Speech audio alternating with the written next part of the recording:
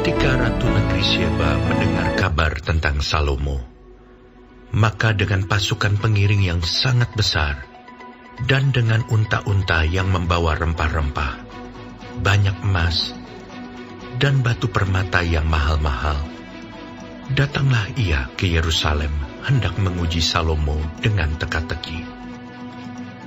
Setelah ia sampai kepada Salomo, dipercakapkannyalah segala yang ada dalam hatinya dengan dia.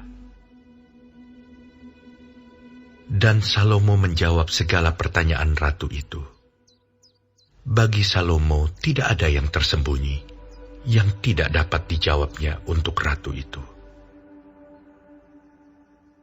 Ketika Ratu Sheba melihat hikmat Salomo dan rumah yang telah didirikannya, makanan di mejanya, cara duduk pegawai-pegawainya, cara pelayan-pelayannya melayani dan berpakaian, juru-juru minumannya dan pakaian mereka, dan korban bakaran yang biasa dipersembahkannya di rumah Tuhan, maka tercenganglah ratu itu. Dan ia berkata kepada raja, "Benar juga kabar yang kudengar di negeriku tentang engkau dan tentang hikmatmu. Tetapi aku tidak percaya perkataan-perkataan mereka, sampai aku datang dan melihatnya dengan mataku sendiri. Sungguh, setengah dari hikmatmu yang besar itu belum diberitahukan kepadaku. Engkau melebihi kabar yang kudengar. Berbahagialah orang-orangmu dan berbahagialah para pegawaimu ini yang selalu melayani engkau dan menyaksikan hikmatmu. Terpujilah Tuhan Allahmu yang telah berkenan kepadamu sedemikian, hingga ia mendudukan engkau di atas tahtanya sebagai raja untuk Tuhan Allahmu. Karena Allahmu mengasihi orang Israel, maka ia menetapkan mereka untuk selama-lamanya dan menjadikan engkau raja atas mereka untuk melakukan keadilan dan kebenaran." Lalu diberikan kepada raja 120 talenta emas, dan sangat banyak rempah-rempah dan batu permata yang mahal-mahal. Tidak pernah lagi ada rempah-rempah seperti yang diberikan Ratu Negeri Sheba kepada Raja Salomo itu. Lagi pula hamba-hamba Huram dan hamba-hamba Salomo yang membawa emas dari Ofir, membawa juga kayu cendana dan batu permata yang mahal-mahal.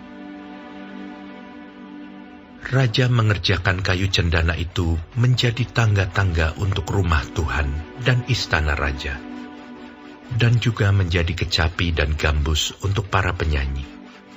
Hal seperti itu tidak pernah kelihatan sebelumnya di tanah Yehuda. Raja Salomo memberikan kepada Ratu Negeri Sheba segala yang dikehendakinya dan yang dimintanya, melebihi yang dibawa ratu itu untuk raja.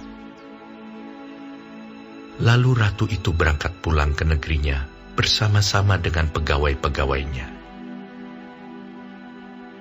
Adapun berat emas yang dibawa kepada Salomo dalam 1 tahun ialah seberat 666 talenta.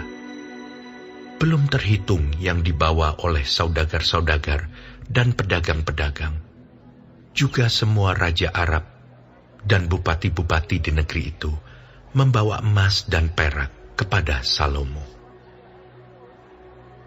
Raja Salomo membuat 200 perisai besar dari emas tempaan. 600 shikal emas tempaan dipakainya untuk setiap perisai besar. Ia membuat juga 300 perisai kecil dari emas tempaan. 300 shikal emas dipakainya untuk setiap perisai kecil. Lalu raja menaruh semuanya itu di dalam gedung hutan Libanon. Juga raja membuat takhta besar dari gading yang disalutnya dengan emas murni. Tahta itu 6 tingkatnya, dan tumpuan kakinya dari emas yang dipautkan pada tahta itu. Dan pada kedua sisi tempat duduk ada kelek-kelek.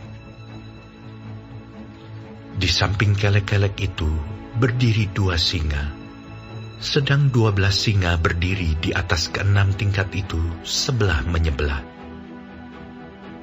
Belum pernah diperbuat yang demikian bagi sesuatu kerajaan.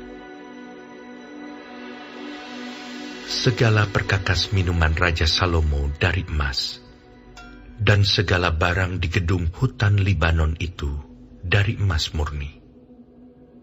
Perak tidak dianggap berharga pada zaman Salomo. Sebab raja mempunyai kapal-kapal yang berlayar ke Tarsis bersama-sama dengan orang-orang Huram. Dan sekali 3 tahun, kapal-kapal Tarsis itu datang membawa emas dan perak serta gading, juga kera dan burung merak. Raja Salomo melebihi semua raja di bumi dalam hal kekayaan dan hikmat. Semua raja di bumi berikhtiar menghadap Salomo untuk menyaksikan hikmat yang telah ditaruh Allah di dalam hatinya. Mereka datang masing-masing membawa persembahannya, yakni barang-barang perak dan barang-barang emas, pakaian, senjata, rempah-rempah, kuda dan bagal, dan begitulah tahun demi tahun. Salomo mempunyai juga 4.000 kandang untuk kuda-kudanya dan kereta-keretanya, dan 12.000 orang berkuda yang ditempatkan dalam kota-kota kereta dan dekat raja di Yerusalem.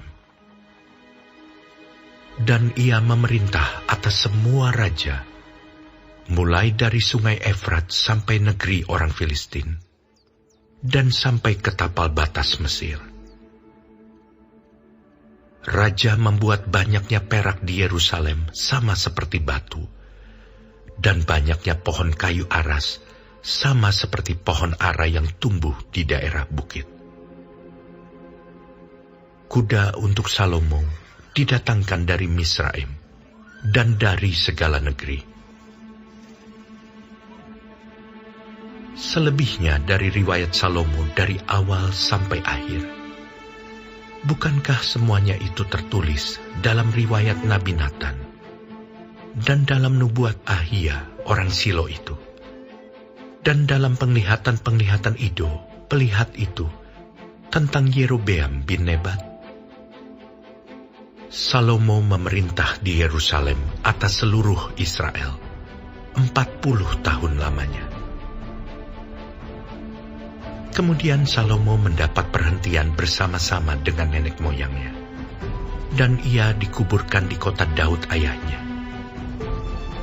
Maka Rehabeam, anaknya, menjadi raja menggantikan dia.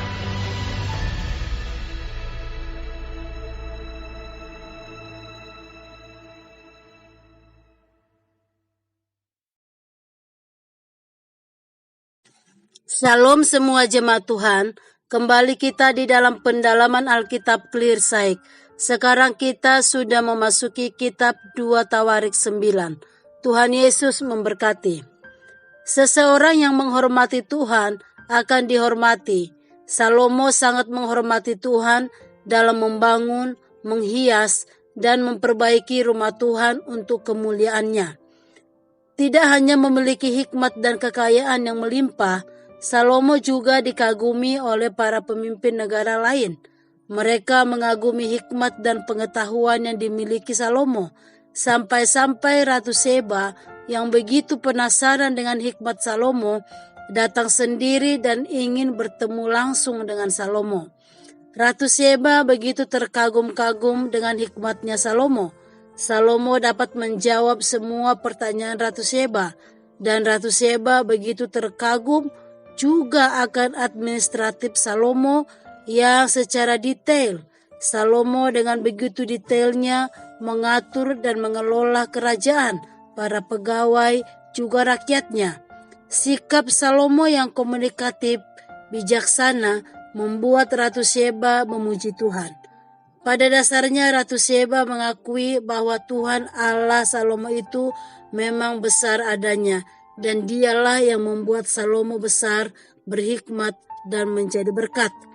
Berkat dan hadirat Allah terjadi di dalam persekutuan kita dengan Tuhan. Terus mengalami dan menyaksikan pembaharuan dari Tuhan. Dan marilah kita terus selalu menunjukkan rasa cinta dan hormat kita kepada Tuhan dan kepada sesama kita. Amin. Tuhan Yesus memberkati.